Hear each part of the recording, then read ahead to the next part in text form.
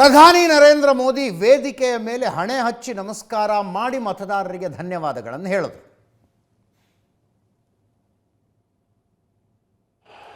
You can understand this feeling.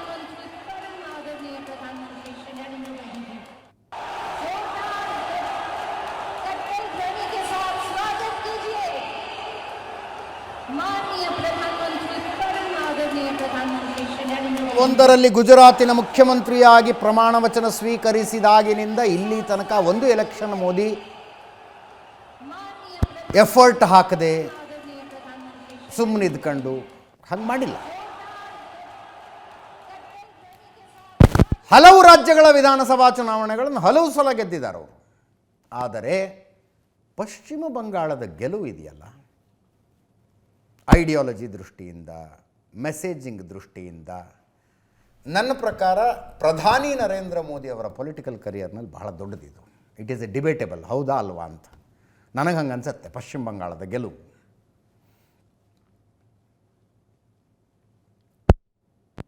Atal Bihari Vajpayee ಇದೊಂದು ಹಳಹಳಿ ಇಟ್ಕೊಂಡೆ ಸತ್ತೋಗ್ಬಿಟ್ರು. ಎಲ್ಲಿ ಎಷ್ಟು ಧ್ವಜ ಹಾರಿಸಿದ್ರೆ ಏನು ಬಂತು, ಕೇಂದ್ರದಲ್ಲಿ ಸರ್ಕಾರ ಮಾಡಿದ್ರೆ ಏನು ಬಂತು.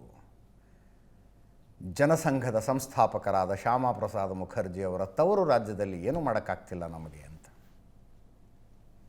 ಅವ್ರು ಅಂತಿದ್ರಂತೆ. ನಾನೊಬ್ಬ ಪ್ರಧಾನಿ ಪಶ್ಚಿಮ ಬಂಗಾಳದಲ್ಲಿ ಎಲ್ಲೋ ನಮ್ಮವರಿಬ್ಬರು ಕಾರ್ಪೊರೇಟರ್ಗಳ ಗೆದ್ದುಬಿಟ್ರು ಅಂದರೆ ನನಗೆ ಬೆಳತನಕ ರೋಮಾಂಚನ ಆಗುತ್ತೆ ಅಂತಿದ್ರಂಥವ್ರು. ಇಬ್ಬರು ಕಾರ್ಪೊರೇಟರ್ಗಳ ಗೆದ್ದರೆ ಅಂಥದ್ದೊಂದು ಹಳಹಳಿ ಇಟ್ಕೊಂಡು ಸತ್ತೋದ್ರು ಅಟಲ್ ಬಿಹಾರಿ ವಾಜಪೇಯಿ ಅವರು. ನರೇಂದ್ರ ಮೋದಿ ಅವರಿಗೆ ಈ ಗೆಲುವನ್ನು ಸಂಭ್ರಮಿಸುವ ಅವಕಾಶ ಸಿಕ್ತು. ನೋಡಿ, ಶ್ಯಾಮಾ ಪ್ರಸಾದ್ ಮುಖರ್ಜಿ ಈ ದೇಶ ಕಂಡಂಥ ಅತ್ಯಂತ ಪ್ರಖರ ಚಿಂತಕರ ಪೈಕಿ ಒಬ್ಬರು.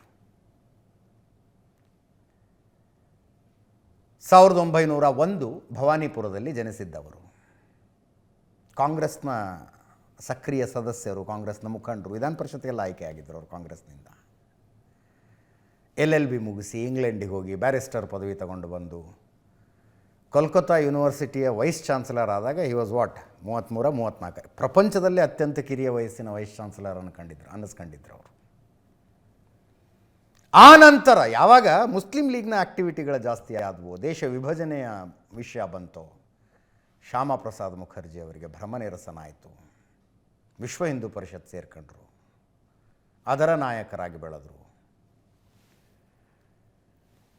ಸ್ವಾತಂತ್ರ್ಯ ಸಿಕ್ಕ ನಂತರ ಅವಾಗೇನು ಚುನಾವಣೆ ಆಗಿರಲಿಲ್ಲ, ಒಂದು ಕೇರ್ ಟೇಕರ್ ಗವರ್ಮೆಂಟ್ ರೀತಿಯಲ್ಲಿ ಪ್ರಧಾನಿಯವರ ಜವಾಹರ್ಲಾಲ್ ನೆಹರು ಅವರ ನೇತೃತ್ವದಲ್ಲಿ ಬಂತಲ್ಲ, ಅದರಲ್ಲಿ ಎಲ್ಲ ಸಿದ್ಧಾಂತ ಎಲ್ಲ ಪಕ್ಷದವರು ಕ್ಯಾಬಿನೆಟ್ನಲ್ಲಿದ್ದರು. ಶ್ಯಾಮಾ ಪ್ರಸಾದ್ ಮುಖರ್ಜಿಯವರು ಕ್ಯಾಬಿನೆಟ್ನಲ್ಲಿದ್ದರು, ಜವಾಹರ್ಲಾಲ್ ನೆಹರು ಅವರ ಕ್ಯಾಬಿನೆಟ್ನಲ್ಲಿ. ಎರಡು ವಿಷಯಗಳು ಅವರಿಗೆ ಬೇಜಾರಾಗಿದ್ದು. ಒಂದು, ನೆಹರು ಲಿಯಾಕತ್ ಪ್ಯಾಕ್ಟ್ ಅಂತ ಆಗುತ್ತೆ ದೇಶ ವಿಭಜನೆಯ ನಂತರ. ಅಂದರೆ ನಿಮ್ಮ ಕಡೆಗಿರುವ ನಿಮ್ಮ ಮೈನಾರಿಟಿಗಳು ಅರ್ಥಾತ್ ಹಿಂದೂಗಳು, ಅವರ ಯೋಗಕ್ಷೇಮ ನೀವು ನೋಡ್ಕೋಬೇಕು. ನಮ್ಮ ಕಡೆ ಉಳಿದಿರುವ ಮೈನಾರಿಟಿಗಳಂದರೆ ಮುಸ್ಲಿಮರು, ಇವರ ಯೋಗಕ್ಷೇಮ ನಾವು ನೋಡ್ಕೋತೀವಿ ಅಂತ. ಆ ನೆಹರು ಲಿಯಾಕತ್ ಪ್ಯಾಕ್ಟ್ನಲ್ಲಿ ಈಸ್ಟ್ ಬೆಂಗಾಲ, ಈಗಿನ ಬಾಂಗ್ಲಾದೇಶ ಏನಿದೆಯಲ್ಲ, ಅಲ್ಲಿನ ಹಿಂದೂಗಳಿಗೆ ಅನ್ಯಾಯ ಆಗುತ್ತೆ ಅಂತ ಸಿಡಿದಿದ್ರು ಅವರು. ಹಿಂದೂಗಳಿಗೆ ಅನ್ಯಾಯ ಆಗತ್ತೆ ಅಂತ. ಅದಾದ ಮೇಲೆ ಖಂಡತುಂಡವಾಗಿ ಇವರು ವಿರೋಧಿಸಿದ ಮತ್ತೊಂದು ವಿಷಯ, ಕಾಶ್ಮೀರಕ್ಕೆ ವಿಶೇಷ ಸ್ಥಾನಮಾನ, ಆರ್ಟಿಕಲ್ 370, ಅದನ್ನು ವಿರೋಧ ಮಾಡಿದ್ರು. ನೆಹರು ಕ್ಯಾಬಿನೆಟ್ನಿಂದ ರಾಜೀನಾಮೆ ಕೊಟ್ಟು ಹೊರಗೆ ಬಂದರು. ಕಾಶ್ಮೀರಕ್ಕೆ ಆರ್ಟಿಕಲ್ 370 ಮೂಲಕ ವಿಶೇಷ ಸ್ಥಾನಮಾನ ಕೊಡುವುದನ್ನು ಅದು ಹೆಂಗೆ ವಿರೋಧಿಸಿದ್ರು ಅಂದರೆ 1949ರಲ್ಲಿ ವಿಶೇಷ ಸ್ಥಾನಮಾನ ಕೊಟ್ಟಿದ್ದು. ಅಕ್ಟೋಬರ್ 17 ಶ್ಯಾಮಾ ಪ್ರಸಾದ್ ಮುಖರ್ಜಿ ಅವರು ಅದನ್ನು ವಿರೋಧಿಸಿ ಕ್ಯಾಬಿನೆಟ್ನಿಂದ ಹೊರಗೆ ಬರ್ತಾರೆ. ನೆಹರು ಅವರ ಕ್ಯಾಬಿನೆಟ್ನಿಂದ 1951ರಲ್ಲಿ ಜನಸಂಘ ಸ್ಥಾಪನೆ ಮಾಡ್ತಾರೆ. ಅವರೊಂದು ಘೋಷಣೆ ಮಾಡಿದ್ರು, ಏಕ್ ದೇಶ್ ಮೇ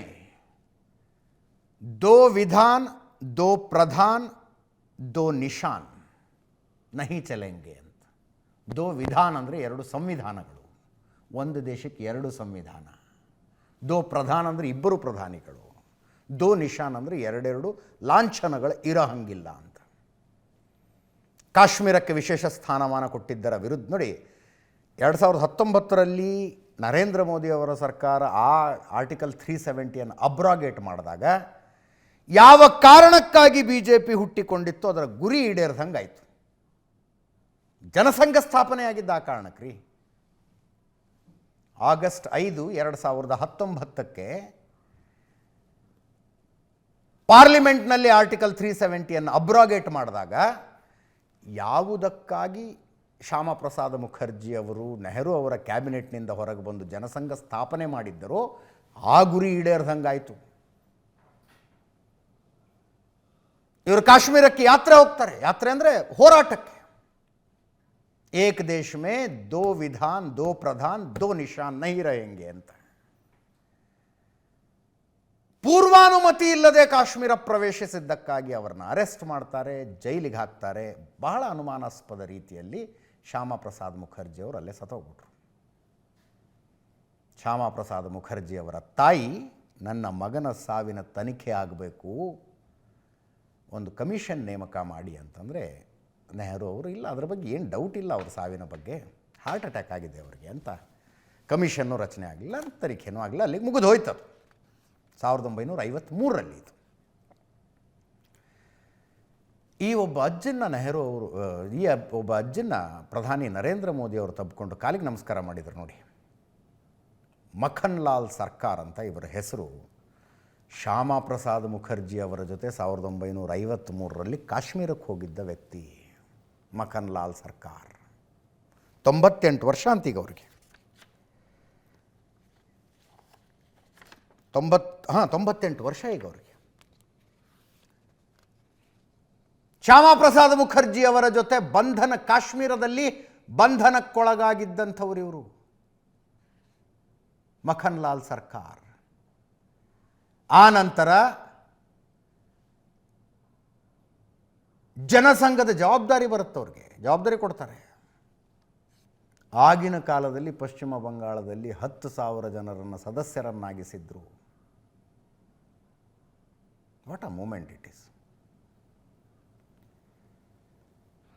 যিনি সহযোগী ছিলেন ಪ್ರಮಾಣ ವಚನ ಸ್ವೀಕಾರ ಸಮಾರಂಭದ ವೇದಿಕೆ ಇತ್ತಲ್ಲ, ಪ್ರಧಾನಮಂತ್ರಿಗಳಿದ್ದರು, ಗೃಹ ಸಚಿವರಿದ್ದರು, ರಕ್ಷಣಾ ಸಚಿವರಿದ್ದರು, ಸಚಿವ ಸಂಪುಟದ ಅನೇಕ ಹಿರಿಯರಿದ್ದರು.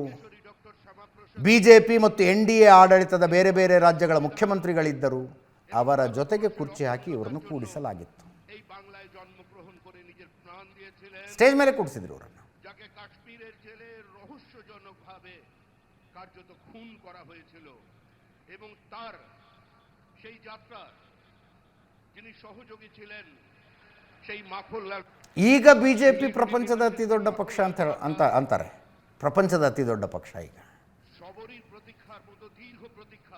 ಈಗ ಹೆಜ್ಜೆ ಹೆಜ್ಜೆಗೂ ಕಾರ್ಯಕರ್ತರು, ಮುಖಂಡರು ಎಲ್ಲರೂ.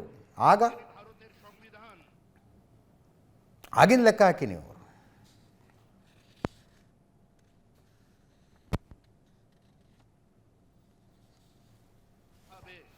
ಮಖನ್ ಲಾಲ್ ಸರ್ಕಾರ್.